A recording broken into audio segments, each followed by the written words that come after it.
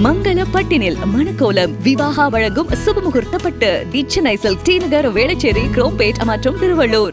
அறுபடை வீடுகளில் 4ஆம் படை வீடான கும்பகோணம் அருகே அமைந்துள்ள சுவாமிமலை சுவாமிநாத சுவாமி திருக்கோவிலில் தைப்பூசத்தை முன்னிட்டு அதிகாலையிலேயே சிறப்பு அபிஷேக ஆராதனைகள் நடைபெற்ற நிலையில் பல்வேறு பகுதிகளில் இருந்தும் திரண்டுள்ள பக்தர்கள் சுமார் 2 மணி நேரத்திற்கும் மேலாக நீண்ட வரிசையில் காத்திருந்து தரிசனம் செய்து வருகின்றனர்.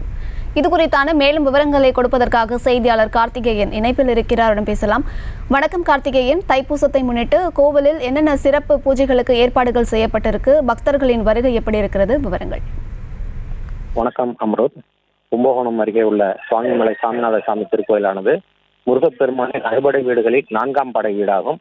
இங்கு ஆண்டுதோறும் பல திருவிழாக்கள் நடந்தாலும் தைப்பூச திருவிழா 10 தினங்கள் கொடியேற்றத்துடன் நடைபெறுவது வழக்கம். அதே போல கடந்த 16ஆம் தேதி கொடியேற்றத்துடன் தொடங்கியது. தினமும் சுவாமி காலை மாலை இரு வேளைகளிலும் வீதி உலா நடைபெற்று வருகிறது. தைப்பூச தினமான இன்று அதிகாலையிலேயே மூலவர் சாமிநாத சுவாமிக்கு பல்வேறு வாசனை திரவியங்களை கொண்டு அபிஷேகம் நடைபெற்றது. அதனைத் தொடர்ந்து பக்தர்கள் நீண்ட வரிசையில் காத்திருந்து நாட்டின் பல்வேறு பகுதியிலிருந்து வந்திருக்கக்கூடிய பக்தர்கள் சுமார் 2 மணி நேரத்துக்கு மேலாக வரிசையில் நின்று காத்திருந்து சுவாமி தரிசனம் செய்கின்றனர். மற்றும் தீபங்கள் ஏற்றியும் அர்ச்சனைகள் செய்தும் வழிபாடு செய்து வருகின்றனர்.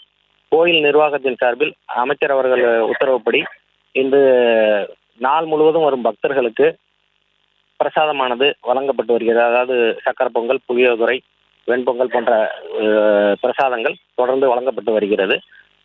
இந்த விழாவின் முக்கிய நிகழ்வான தீர்த்தவாரியானது மதியம் நடைபெறும் என்பது குறிப்பிடத்தக்கது.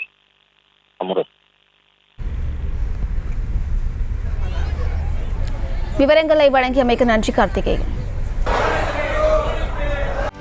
செய்திகளை உடனுக்குடனும் துல்லியமாகவும் தெரிந்து கொள்ள சப்ஸ்கிரைப் பண்ணுங்க.